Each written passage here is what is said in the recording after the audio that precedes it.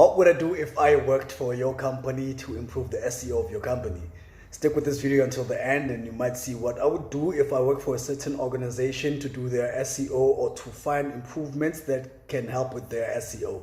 So what I did was just randomly go on Google and I searched for construction company, but specifically I made it for construction company in Austin. So after I found the results for construction companies in Austin, I started to dig a little bit deep on one specific website and the business to find out if there are any SEO issues and what I would do to actually circumvent those problems. Older brother Tsepo here. In this channel I speak entrepreneurship and entrepreneurs mindset, and let's get right into it.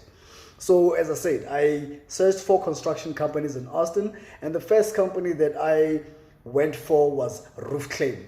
The reason I went with Roof Claim is because they seem to be advertising more towards the direction of roofing, and I clicked on their website and it was an advertisement. So apologies in advance if they get to see this, that I used their advertised post and just a little bit of wastage, but then we move, right?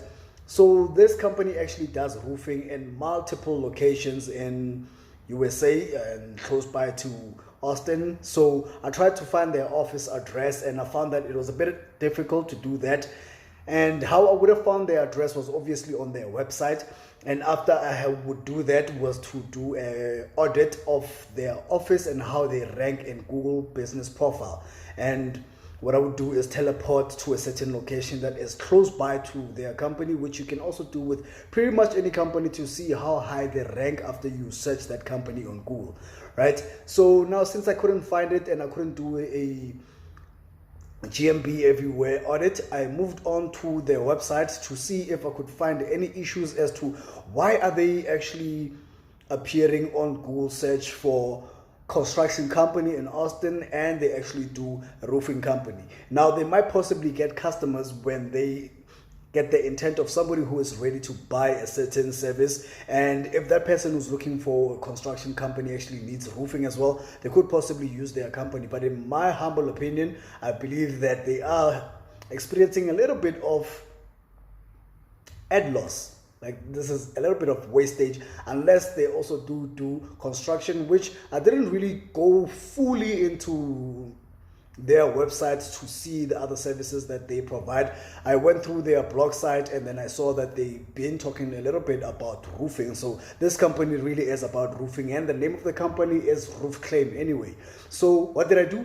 I took their website link and I put it onto PageSpeed Insight so that I could analyze their website and see if there are any major issues that have to be fixed in terms of SEO. And right after getting into PageSpeed Insight, I realized that there were some major issues with their load time and usability or user experience on mobile, and everything looks to be okay when you are using desktop. But if they are a company that does roofing, it means that a lot of their customers will actually be consumers whom are homeowners instead of other businesses. So most of the people that actually search for these services would be searching them on their mobile phones. So the problem with their user experience being a little bit so low in the performance side of things is that Google will actually not recommend their website because the user experience is not so great. And once Google learns that this is a problem with their website, then most people are likely to not find their website on the first page of Google unless they keep the adverts going, of course.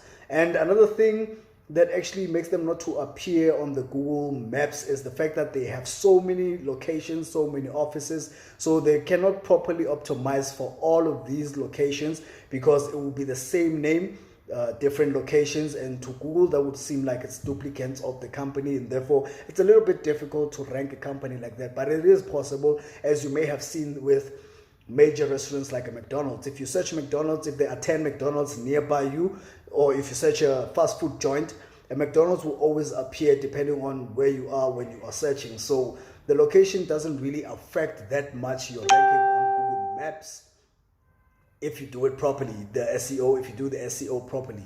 So after seeing the problems with the user experience and the performance of the website, I had to see how many pages are on this website, what it links for, what keywords it links for, and just to see overall what they've been doing on their website. And then I put it on a tool which is called Ubersuggest. Ubersuggest is a really great tool, and after auditing the website, I learned that it has more than 600 pages. Now, that's a massive website. 600 pages, and going through the pages of the website, I realized, okay, it is actually a lot, but the pages could also be the fact that it has an active blog, it has multiple pages on their website that you could do multiple things on, and also seems like they are a big company because they are serving so many areas. Now, after doing their website audit, what I found was that there are some actual issues. Let me just quickly look at them over here on my PC so that I can tell you some of the issues that I found. I will attach the picture in the edit, but these issues could be giving them ranking problems, and these are things that they might want to fix. So the actual number of pages found on this website is 665, and then it has a lot of backlinks. More than 11,000 backlinks, and then organic keywords that it is ranking for is actually 12,000 organic keywords that it ranked for, and then it gets up to 13,000 organic monthly traffic. So it's getting really great traffic on their website, but they could possibly get more, and the reason they're not getting more is probably because of the user experience based on the mobile side of things, and also the SEO issues found via Ubersuggest in their website is the fact that they have 211 pages with low word count, so the on-page SEO needs some improvements. And I found that there are 339 pages with duplicate metadata descriptions, and then they have 511 pages with duplicate title tags. Now, to me, this looks more like some sort of a SEO stuffing or keyword stuffing, because they are trying to rank for particular words, but it's just not working in their favor. In fact, it's working against them.